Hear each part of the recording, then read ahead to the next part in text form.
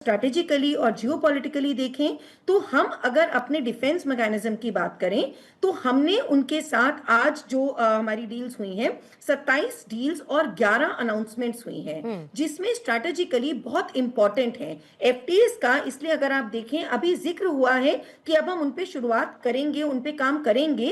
और बहुत अहमियत की जो बात है, अगर हम डिफेंस की भी बात करें, जैसे आपने पहले एक सवाल पूछा था कि हम उन पे अपनी डिपेंडेंस बढ़ा तो नहीं रहे, एकदम कतई नहीं बढ़ा रहे पूर्णिमा जी।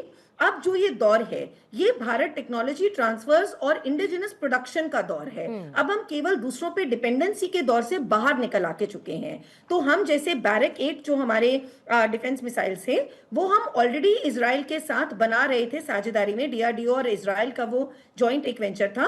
तो बैरक 8 की भी बात हुई है। अब जो एयर टू एयर रिफ्यूलिंग की जो बात हुई है, जो हमारे एयर टू एयर जो रिफ्यूलिंग प्लेन्स हैं 7 अभी हमारे पास हैं, जिसमें से 6 हमारे रशिया से लिए गए हैं और एक हमारा वेट लीज पर है। तो वो काफी पुराने हो चले हैं, उनको रिप्लेसमेंट करना है, तो वो हम बात कर रहे हैं। लेकिन साथ साथ हम उनके टेक्नोलॉजी ट्रांसफर्स की भी बात कर रहे हैं। तो उस परिप्रेक्ष्य में पूर्णिमा स्ट्रैटेजिकली ये बहुत इंपॉर्टेंट होके आता है।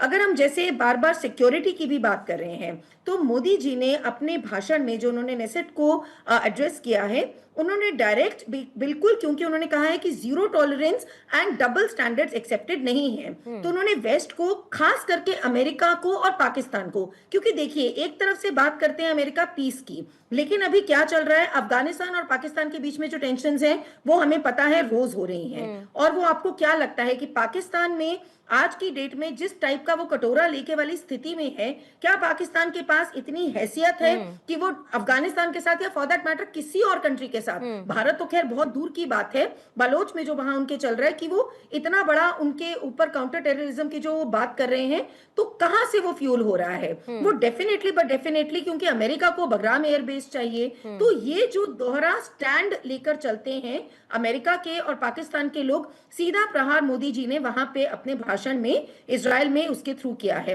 और मैं एंड में एक और खास बात बोलना चाहूंगी पूर्णिमा, माननीय प्रधानमंत्री मोदी जी इकलौते ऐसे, क्योंकि हम एक बुद्ध प्रधान देश तो रहे हैं, पर माननीय प्रधानमंत्री मोदी जी इकलौते ऐसे प्रधानमंत्री हैं जिससे विश्व का हर नेता बात करता है। चाहे आप अगर रशिया यूक्रेन की बात करें तो जेलेंस्की भी उनसे बात करते थे, पुतिन के साथ तो हमारे रिश्ते बहुत अच्छे हैं ही।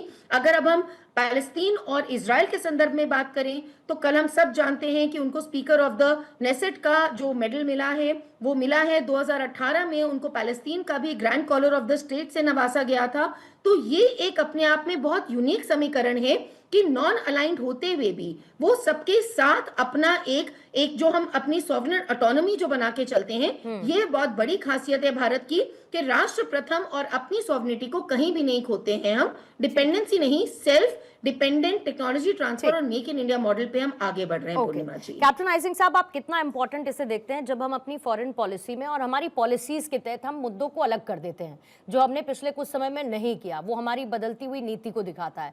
जैसे फॉर एग्जाम्पल पैलेस्टीन को लेकर हमारी बहुत क्लैरिटी पहली बार, और खासतौर पर जब कल प्रधानमंत्री ने बार्बरिक एक्ट उसको कोट करते हुए और वो बातें कहीं, फिर उसके साथ इजराइल, फिर तीसरी तरफ लोग कहते हैं कि नहीं नहीं ईरान के साथ भी हमारे संबंध नहीं बढ़ाने चाहिए, खराब नहीं करने चाहिए। लेकिन एक तरीके से कहीं ना कहीं एक बैलेंस अप्रोच आपको दिखती है क्या?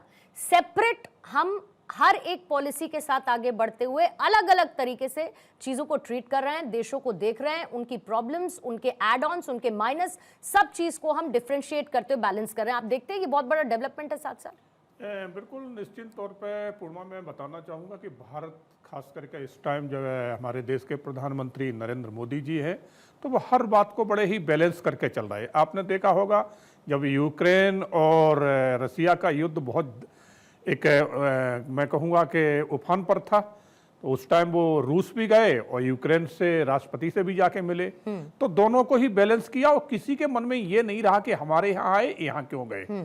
इसी तरह से आप देखो हमारे संबंध, हमने कभी भी अमेरिका से इस तरह के संबंध नहीं बनाए कि जो कहीं उसमें हमारे संबंधों में बिगाड़ आता।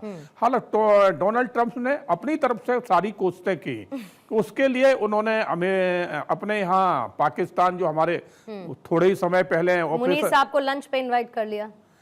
वही तो मैं कह रहा हूं कि जब मालूम है कि उसी टाइम ऑपरेशन सिंदूर हुआ था, हमारे साथ इतना बड़ा पाकिस्तान ने जो पहलगांव करके इतना बड़ा हमारे साथ एक आघात किया था, विश्वासघात किया था, और हमने उसका जवाब दिया। फिर भी डोनाल्ड ट्रंप ने वहां के सेना अध्यक्ष को बुलाया। तो इसमें कहीं ये तो लगता है कि जो एक तरफ तो आप हमारे साथ इतने अच्छे संबंध है, हमारे देश के प्रधानमंत्री माननीय नरेंद्र मोदी जी आपके पिछले चुनाव में आपके हाथ में हाथ मिला के आपका प्रचार प्रसार करने भी गए थे। तो डोनाल्ड ट्रंप हो या पीछे भी जो रहे हो, तो अमेरिका सिर्फ जैसा भी एक मैडम कह रही थी कि अमेरिका पहले अपना बेनिफिट देखता है, अपना फायदा देखता है। और यह भी सही है, अमेरिका डराता है, धमकाता है, और अमेरिका तभी तक है जब तक वो दूसरों को इस तरह से कहीं ना कहीं अपने फेवर में लेता रहेगा। जिस दिन अमेरिका की ये चीजें बंद हो जाएंगी उस दिन अमेरिका नहीं रहेगा, क्योंकि अब अमेरिका के कंपटीशन में एक नहीं 3-4 देश आ चुके हैं। आज भारत भी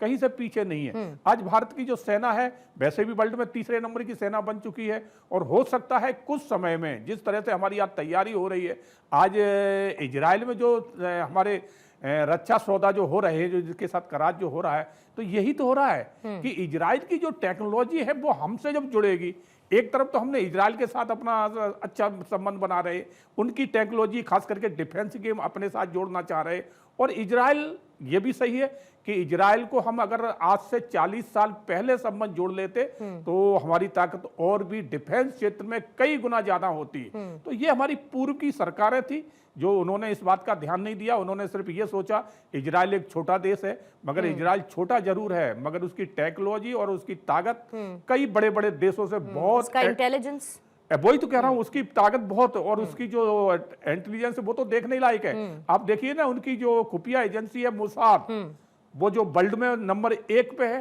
तो ये चीजों को हम नकार नहीं सकते। और दूसरी बात है कि भारत के साथ इजराइल के जो संबंध हैं वो विश्वसनीय, हम आंखें मूंछ के इजराइल पे भरोसा कर सकते हैं, मगर अमेरिका पे नहीं कर सकते। अमेरिका जहां उसका फायदा होगा वो अपने फायदे के हिसाब से हर चीज देखता है। ठीक है। गौरीशंकर गुप्ता सर, ये इतना मुश्किल क्यों है समझाना लोगों को कि जब बाकी देश अपने हिसाब से, अपनी सहूलियत के हिसाब से बाकी देशों के साथ अपने रिश्ते तय करते हैं या बिगाड़ते हैं। फॉर एग्जाम्पल अमेरिका, अभी थोड़ी देर पहले दीप्ति जी ने जिक्र किया था रीसेंट वॉर और वॉर फ्यूल को लेकर, तो उससे पहले तो आप रशिया यूक्रेन याद कर लीजिए। और अगर जेलेंस्की को यूएस का सपोर्ट नहीं होता, हथियारों की खपत की उनकी इंटेंट नहीं होती, हथियारों के बाजार को बढ़ाना नहीं होता, तो शायद इतना लंबा ये युद्ध हम चलते रशिया यूक्रेन के बीच में भी नहीं देखते। लेकिन अमेरिका जो करता है वो करता है, कोई कुछ नहीं बोलता।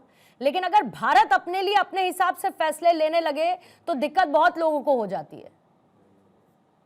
पूर्णिमा जी, आप बिल्कुल ठीक कह रही हैं। देखिए, अमेरिका भी ये नहीं चाहता कि भारत का राइज हो, भारत अमेरिका को एक चैलेंज देने वाला देश बने, क्योंकि उन्होंने पहले ही चाइना का राइज देख लिया है।